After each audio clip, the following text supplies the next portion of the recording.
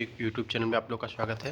जैसा कि कल मैंने कंप्यूटर के 15 क्वेश्चन जो है करवाया था, तो आज 16वें क्वेश्चन से स्टार्ट करेंगे। तो चलिए बिना देर किए हुए स्टार्ट करते हैं। 16वां क्वेश्चन ये कह रहा है, in M S word replace option comes under the menu. मतलब जो एम एस वर्ड है उसमें जो रिप्लेस ऑप्शन होता है किस मीनू के अंदर आता है, तो ये एडिट मीनू। मतलब जो एम एस वर्ड है उसमें एडिट मीनू होता है, उसके अंदर जो होता है रिप्लेस का ऑप्शन आता है। अब 17वां क्वेश्चन है, C P U refers to. C P U का फुल फॉर्म क्या है? सेंट्रल प्रोसेसिंग यूनिट होता है। तो option number A right answer हो जाएगा, सेंट्रल प्रोसेसिंग यूनिट। ठीक, नेक्स्ट यहाँ पे क्या हो जाएगा? 18 क्वेश्चन कह रहा है, which of the following is an impact printer. इनमें से कौन सा इम्पैक्ट प्रिंटर है?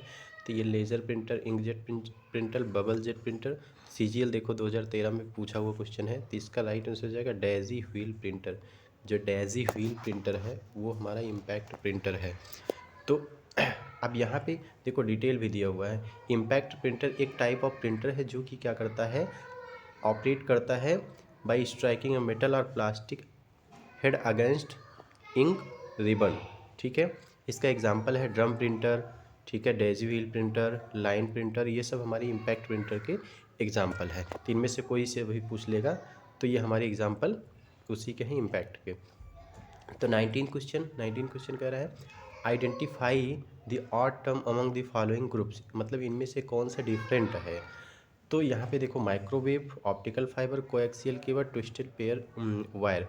तो यहाँ पे देख रहे हैं जो माइक्रोवेव्स है ये वायरलेस मीडियम है। क्या है? वायरलेस मीडियम है। जबकि जो ऑप्टिकल फाइबर, कोएक्सियल केबल और ट्विस्टेड पेयर वायर जो है ये हमारे क्या है? वायर्ड मीडियम है। क्या है? वायर्ड मीडियम है। तो इसलिए हमारा ये हो जाएगा different.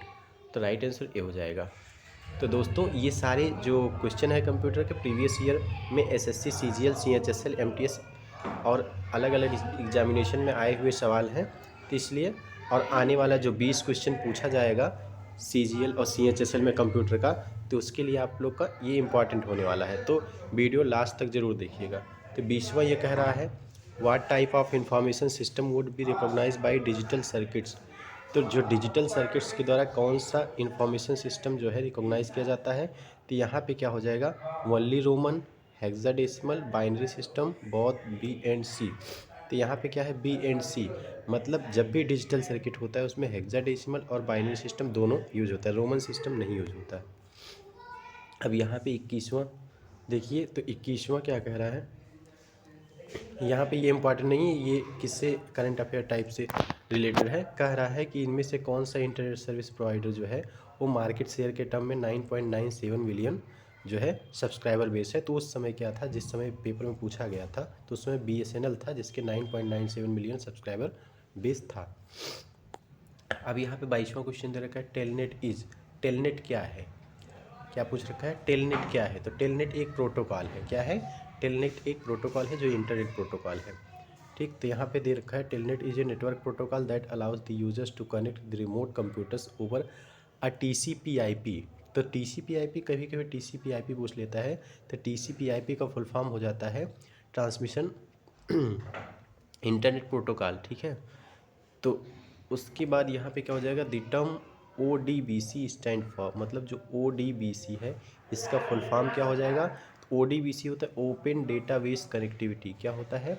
Open database connectivity. Right answer C हो जाएगा। ठीक, तो यहाँ पे देखा, open database connectivity is a standard application program interface for accessing database management system, DBMS. देखो डीबीएमएस का भी फुल फॉर्म पूछता है तो इसको डेटाबेस मैनेजमेंट सिस्टम बोलते हैं। इनमें से कह रहे हैं, both the ALU and control section have special purpose storage location are called. मतलब जो एलयू है, ALU means arithmetical logical unit, और कंट्रोल सेक्शन, इनमें स्पेशल पर्पज स्टोरेज होते हैं लोकेशन, जिसको क्या बोलते हैं? तो इसको बोलते हैं रजिस्टर्स। तो जब भी हमारा कंप्यूटर का जो आर्किटेक्चर बनाते हैं तो उसमें जो एलयू होता है और कंट्रोल सेक्शन, उसके नीचे क्या होता है? स्पेशल पर्पज रजिस्टर्स भी होते हैं। तो इसका राइट आंसर रजिस्टर्स हो जाएगा।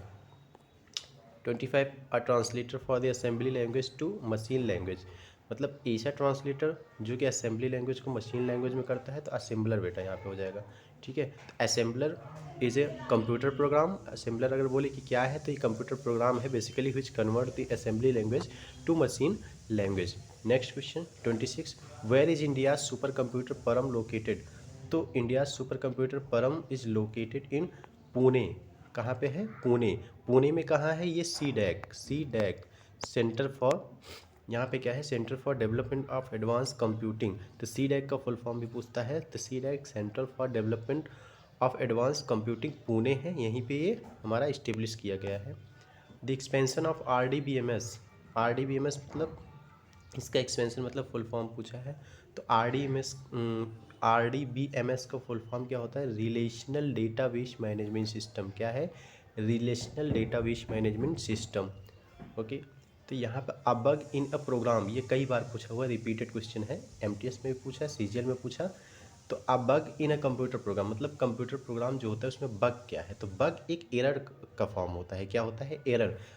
तो राइट आंसर बी हो जाएगा। जब भी हम प्रोग्रामिंग करते हैं तो उन प्रोग्राम करते समय क्या होता है कि जो हमारा इनवैलिड रिजल्ट जब प्रोड्यूस हो जाता है, मतलब जो हम रिजल्ट नहीं चाहते हैं वो भी हमारा प्रोड्यूस हो जाता है, या उसकी वजह से जो प्रोग्राम हम जो मेन प्रोग्राम कर रहे हैं वो क्रैश हो जाता है उस इनवैलिड प्रोग्राम की वजह से, तो इन्हें हम बग कहते हैं। बग मतलब अशुद्धि जैसे हिंदी में बोलते हैं, तो एरर भी बोलते हैं। ठीक है।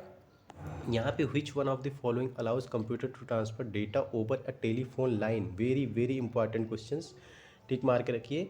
इनमें से कौन सा जो है कंप्यूटर को डेटा को ट्रांसफ़र करने के लिए अलाउ करता है? टेलीफोन लाइन के थ्रू। ठीक है, टेलीफोन लाइन का यूज करके। तो ये मॉडेम है। मॉडेम इसका राइट आंसर हो जाएगा। मॉडेम का फुल फॉर्म भी पूछता है, तो मॉडेम का फुल फॉर्म क्या होता है? मॉड्यूलेटर और डीमॉड्यूलेटर। क्या होता है? मॉड्यूलेटर और डीमॉड्यूलेटर। ये क्या करता है? इनपुट पे डेटा को मॉड्यूलेट करता है और आउटपुट पे क्या करता है? डीमॉड्यूलेट करता है। ठीक। नेक्स्ट 30 क्वेश्चन 30 कह रहा है the program that allows the program that places programs into memory and prepares them for execution. ऐसा प्रोग्राम जो प्रोग्राम को मेमोरी में क्या करता है? प्लेस करता है और उसे एग्जीक्यूशन के लिए प्रिपेयर करता है। तो यह है लोडर। लोडर का काम ही है, वो लोड करता है। क्या करता है? जो प्रोग्राम से उसको मेमोरी में लोड करेगा और एग्जीक्यूशन के लिए वो क्या कर देगा? दे देगा CPU को। तो यहाँ पे क्या होगा? The computer program stored in a ROM are called. मतलब ऐसे कंप्यूटर प्रोग्राम जो कि ROM, read only memory. ROM का full form read only memory. तो रीड ओनली मेमोरी में जो स्टोर होते हैं प्रोग्राम, इनको बोलते हैं फर्मवेयर। क्या बोलते हैं? फर्मवेयर। ठीक है। अब यहाँ पे देखिए, programs stored in a ROM are called firmware.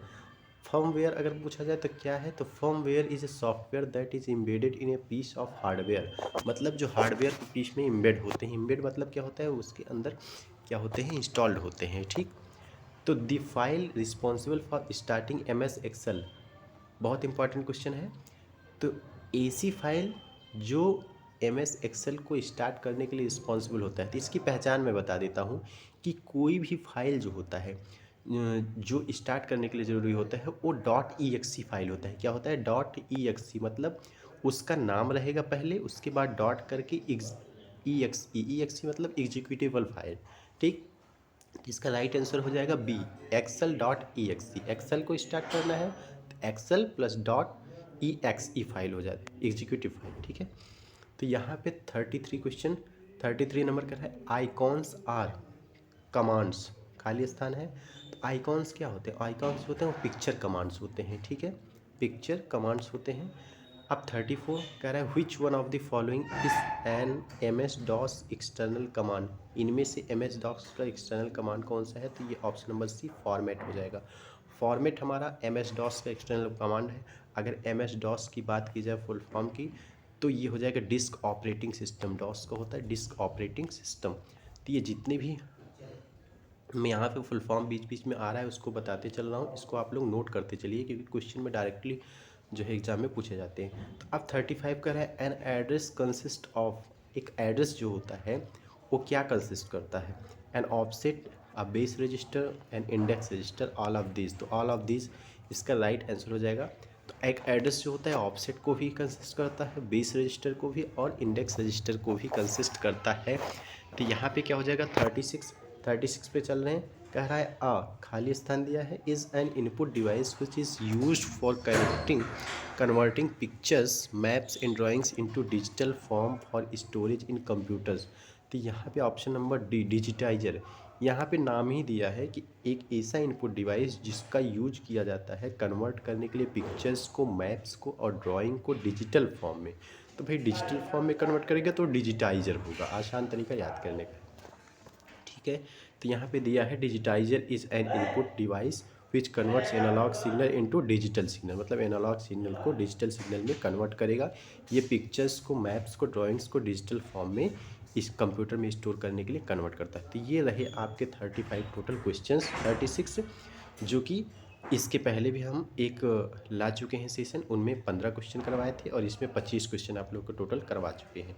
तो आशा करता हूँ आप लोग को ये कंटेंट समझ में आया होगा। अगर कंटेंट समझ में आया होगा, अच्छा लग रहा है, तो आप लोग चैनल पर नए हैं तो चैनल को ज़रूर सब्सक्राइब करेंगे और लाइक करेंगे और शेयर करना दोस्तों को नहीं भूलेंगे।